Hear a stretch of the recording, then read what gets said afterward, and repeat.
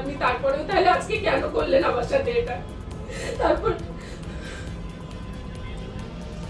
হ্যাঁ স্যার, ওটা হ্যাঁ ওই পিবিএক্স এ ওই মহিলা ফোন করে বলতো, যখন আমি তখন ভাবতাম হয়তো ইচ্ছে করে ওনাকে মানে একটা বদনাম করার জন্য করছে, কিন্তু এখন মনে হচ্ছে সেগুলো ভুল কিচ্ছু না। এবং স্যার ওই ফোন করতো বলে সেটা নিয়েও একদিন এসে আমাকে মানে তিনি বলছেন যে মানে উনি কি বলেন কি ওনাকে কোনোভাবে কোনো এন্টারটেইন করা যাবে না, এবং উনি যে ফোন করে আমাদেরকে বিরক্ত করেন ওনার এগেইনস্টে আমরা যেন গভর্নরকে লেটার দিই। যদিও আমার সময় ফোনটা কোনোদিন আসেনি, বাকি যাদের সময় এসেছে আমি তাদের মুখ থেকে শুনেছি যে ওই মহিলারও ফোন।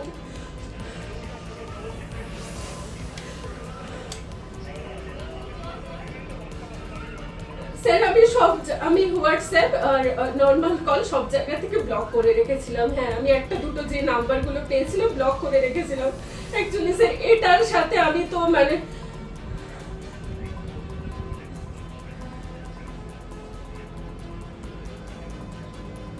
স্যার আজকে আমি যদি না প্রতিবাদ করি, দুদিন পর আবার একটা মেয়ের সাথে জিজ্ঞেস করবেন, আর আমি কন্ট্রাকচুয়াল স্টাফ বলে আমি চাকরি হারানোর ভয় কতদিন মুখ বন্ধ করে থাকবো?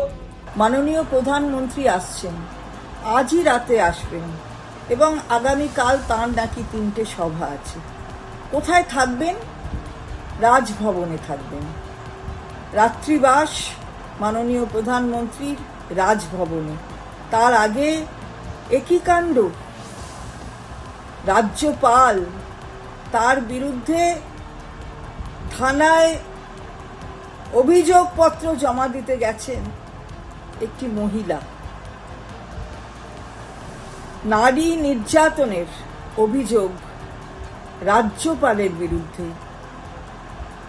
এ কি ধরনের ঘটনা ঘটছে? যে রাজ্যপাল নাকি বলেন তিনি পিস রুম করছেন, সকলের অভিযোগ শুনবেন, সেই অভিযোগের নিষ্পত্তিও করবেন। আমরা তো আগেও বলেছি, আবার বলছি, সেই পিস রুম কি আসলে নারী সম্মানের পিস হ্যাভেন হয়ে গেছে, যেখানে বারবার মাননীয় প্রধানমন্ত্রী নারী শক্তি বলছেন, সেখানে রাজ্যপাল তিনি নারীর অপমান করছেন, অসম্মান করছেন। এ কি ঘটনা ঘটছে? তাও বাংলার মাটিতে, যে মাটি সাংস্কৃতিকভাবে ঐতিহাসিকভাবে ঐতিহ্যশালী, সেই মাটিতে ঘটছে। প্রথম কথা হচ্ছে যে যিনি অভিযোগ করেছেন, যিনি তাকে দিয়ে করিয়েছেন, এবং থানার বড়বাবু, এদের একটা জিনিস জানা উচিত যে রাজ্যপালের বিরুদ্ধে কোনো ফৌজদারি অভিযোগ করা যায় না। আমাদের সংবিধানে 361 নম্বর অনুচ্ছেদে একেবারে বারণ আছে, একেবারে বারণ, অ্যাবসলিউট বার। সিভি আনন্দ বোসকে আমি মেঘালয় থেকে চিনতাম, মেঘালয়ে উনি সরকারের পরামর্শদাতা ছিলেন, তখন আমি রাজ্যপাল ছিলাম, তখন আমার সঙ্গে দেখা হতো। এখন তারপরে এত বছর ধরে আছেন, আজ পর্যন্ত কেউ ওর সম্বন্ধে এরকম কথা বলেনি।